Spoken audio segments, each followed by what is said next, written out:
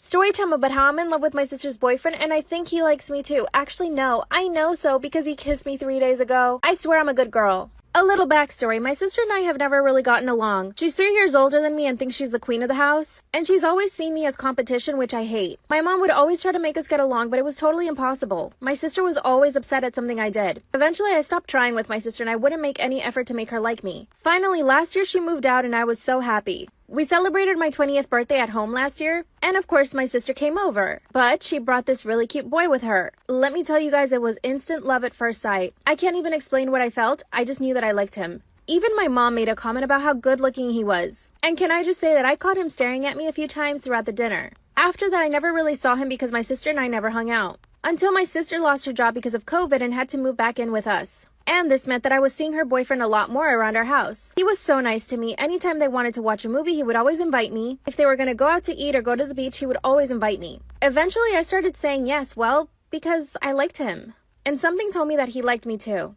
And yes, I know it's totally wrong, but I just couldn't help myself. Whenever I knew he was going to come over, I would dress up and look really cute. I also had a pool in the backyard, so I would make sure I was in a bikini whenever he came over. I know this sounds bad, but it's gonna get worse. Well, guess what? Around this time, my sister actually got COVID. Thankfully, she didn't get really sick, but she was a little bit under the weather. And of course, she had to quarantine. So she basically stayed in her room and we all were on the other side of the house. Of course, her boyfriend, let's call him Mark. Mark would come over and bring her food sometimes. On one of these occasions, he asked me if I wanted to go to the beach with him and his friends the following day. He knew that I was totally bored because of quarantine, so I said yes. And guess what? He didn't tell my sister that he asked me and I didn't tell her that I said yes. So it was our little secret. The following day, I wore my sexiest bikini and we had a great time at the beach with his friends.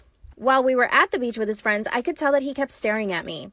And he caught me staring at him too a couple of times. When we drove back to our house, he made a comment about how good I looked in the bikini. That's when I told him that he looked really good too. From then on, we started flirting all the time, making little comments, staring at each other, and he also started following me on Instagram. So I got to work posting sexy stories all the time, and it totally worked because he would reply to them. So after flirting back and forth through DM, I finally sent him a cute naughty picture. I mean, not so naughty, but a little naughty. And that's when he sent me one back. Then he sent me a text message saying that he wished he had met me before he met my sister. And I told him I felt the exact same way. The following day, he came to visit my sister like he usually did. My sister had COVID at the time, so he would come every single day. At this point, my sister's quarantine was almost over. So I knew I either had to act fast or talk to him and tell him that we couldn't take things further. My parents had decided to go to our lake house, so I knew I had the house all to myself. And my sister couldn't come out of her room, so he and I were basically alone in the house. That's when he asked me if we could talk. We went to the backyard so that my sister wouldn't hear us, and he confessed that he really liked me, but he didn't know how to feel about it. He also told me he felt really guilty, and I totally understood him. He asked me what I thought we should do, and I just didn't have an answer. We just stared at each other for a second, and then he kissed me.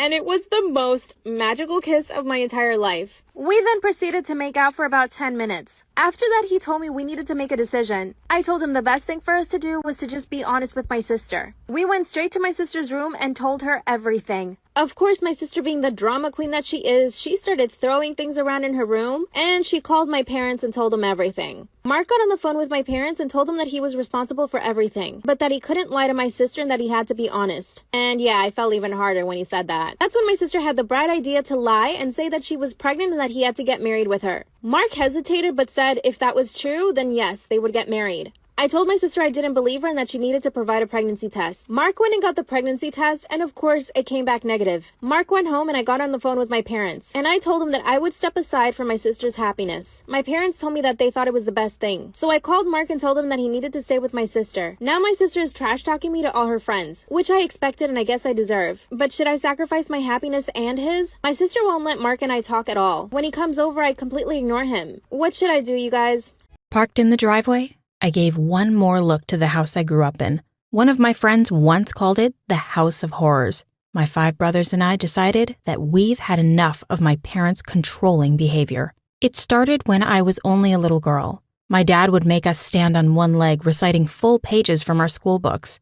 If we made only one mistake, he would yell and scream at us for hours on end, sometimes even letting us go to bed hungry. My oldest brother, EJ, would always promise us, one day, I'm going to save up enough money to get us all out of here. And finally, that day has come. EJ bought a big caravan with money he had saved up over the years working in a local convenience store.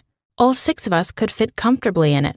My youngest brother was still in the house. My parents, as usual, laid passed out on the couch. EJ yelled from behind the steering wheel, "Hurry up, before they wake up!" Tom rushed out of the house. Just as he was about to put his last bags in the caravan, my parents came running out of the front door. "Where the hell are you going?" screamed my mom. My dad came rushing towards us with his fists in the air. "We will find you. You can't hide from us," yelled my dad. My youngest brother was too slow, and my mom got a hold of him and pulled him down to the ground. We were always so scared of my parents, but not on that day. The rest of us jumped out of the caravan and shoved my mom off of my little brother. For the first time in their life, my parents looked defeated. My mom let go of Tom. We all got into the caravan and EJ started to drive away. My parents were yelling and screaming, waving their fists. All 6 of us started laughing with relief and actual pure joy. What shall we do and where shall we go? The world was open to us.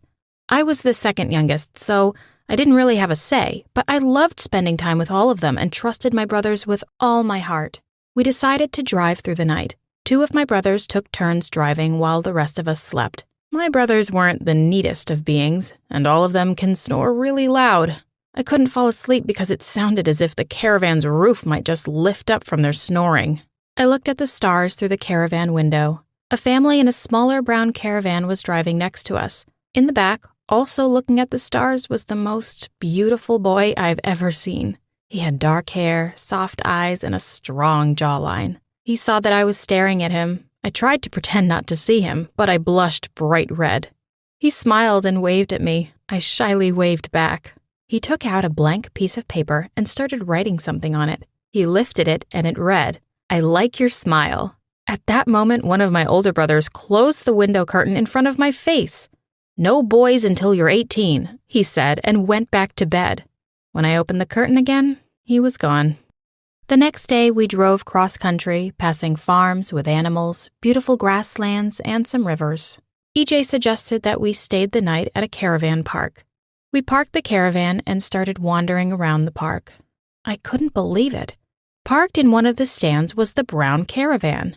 "Hey, you," said a soft voice behind me. It was the boy from the road. "Seems like you're following me," he said. "Hey, my name is Mindy," I giggled. We started to chat. We had so much in common. I felt butterflies in my stomach. After talking for only a few minutes, my older brother called me from across the caravan park. "I have to go, sorry," I said. The boy whispered, "Meet me at the river's edge at 12 p.m. tonight." I nodded. That night, I waited for all my brothers to snore, and then I snuck out of the caravan. I couldn't wait to see him again. He was standing next to the river's edge under a big oak tree, looking more handsome than before. In his hand was a wildflower. He gave it to me and basically started proclaiming his love to me. We kissed in the moonlight. It was an instant connection. His name was Jack. Jack took out a knife from his pocket and carved our initials into the oak tree's trunk, J and M. The sun was already rising, and I had to go back to the caravan. I thought my brothers would be livid that I wandered around at night, but instead, I walked into another kind of war zone. "Where's Tom? I looked for him all over the caravan park.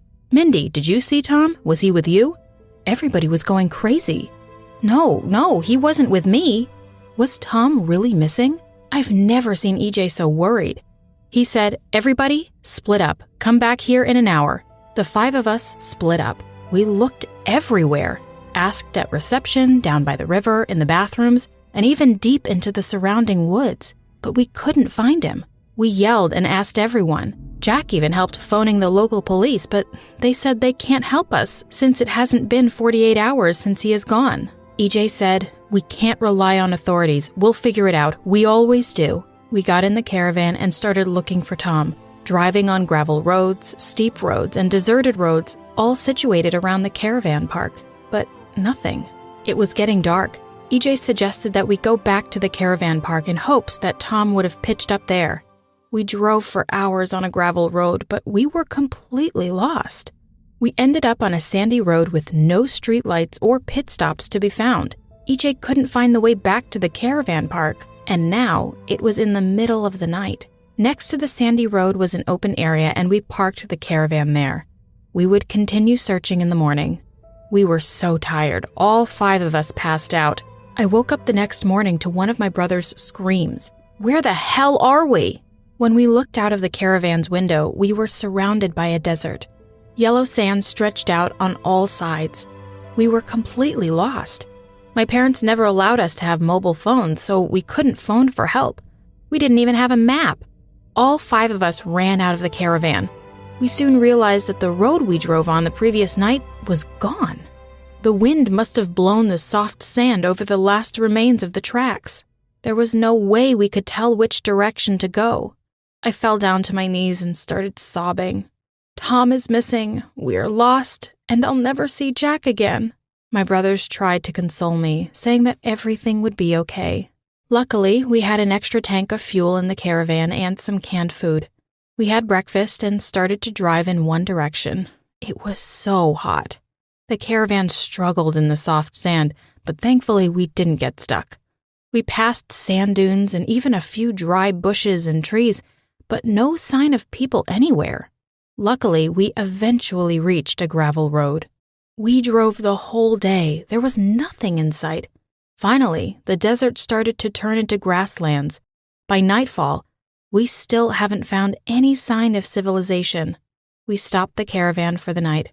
Before sunrise, I could hear EJ starting the engine of the caravan. "Guys, I just added the last bit of fuel. We need to find something soon." After hours of driving, EJ finally spotted a cabin in the distance. "Woohoo!" he yelled in ecstasy. We hoped that there would be people in the cabin that could help us. We knocked on the door. "Hello? Anyone home?" But there was no one. As we entered the cabin, I got a really weird feeling. On the walls were pictures of children, all of different ages and races. There were toys scattered around the home. It didn't seem like anyone had lived here for quite some time. Everything was dusty and dirty. Of course, my brothers were looking for food in the kitchen. There wasn't any food, but there were bags of candy, chips, soda, and chocolates. "This was probably like an old toy museum or something," said one of my brothers. "More like a house with freaks," said the other. It seemed like we could help ourselves to as much candy as we wanted, and we did. My brothers completely indulged themselves in chocolates, candy, and jelly beans. While stuffing our faces, we started driving again. About 3 hours later, the caravan ran out of fuel. "Oh no!" yelled EJ. It stopped in the middle of the gravel road. We were completely stranded and didn't know where we were. For 5 days, we lived in the caravan, eating candy for breakfast, lunch, and dinner. We were miserable. My brothers started fighting. We thought of walking, but we didn't want to leave the caravan. It was our home. Thoughts of Tom made us feel sad. Was he also lost? Was he thinking of us? Then, on the 5th day, a miracle happened. A small brown caravan came driving from afar. It was Jack and his family. They stopped and gave us water. I jumped up and gave Jack a big hug. I probably smelled really bad since I haven't showered in a week. His parents offered to give us a ride to the nearest town. They knew the area pretty well. We all got into their caravan. My 4 brothers and I sat close together. We were too big for their small caravan. For some reason, Jack's parents drove back on the road that they came from, which was also the direction of the cabin. But Jack's dad said, "You just missed the town. It's close by." We didn't think anything of it until Jack's dad stopped the caravan next to the cabin. "What are we doing here?" asked EJ. "This is our holiday home," said Jack's dad. "We'll stay here for the night and continue tomorrow." "Follow us," said Jack. We got out and followed them back into the cabin. Until this day, I don't know why we just followed them without asking any questions. But we were tired, hungry, and weren't thinking clearly. As we walked back into the cabin, it wasn't as dirty as it was before. The photos were taken off the walls, and in the kitchen was full of food. The house seemed normal. Even if it was in the middle of nowhere, it seemed like any old family home. Jack's mom made us a delicious dinner. After dinner, we could take a shower. She made beds for us on the living room floor. I was too tired to talk to Jack and fell asleep. At 3 a.m., someone shook my shoulder. Mindy, we gotta get out of here." I opened my eyes. It was still very dark. I couldn't quite see who it was. "Huh?" I mumbled in confusion. Mindy, let's go. My brothers started waking up. One of them screamed, Tom, is that you? It was. It was Tom. He was safe. The living room lights went on, and Jack's dad was standing in the door. How the hell did you get out, little boy? Tom looked really frail and frightened. He screamed, Run, everybody, run! Jack's parents were kidnappers. EJ pushed Jack's dad. He fell to the floor. Jack and his mom appeared in the doorway.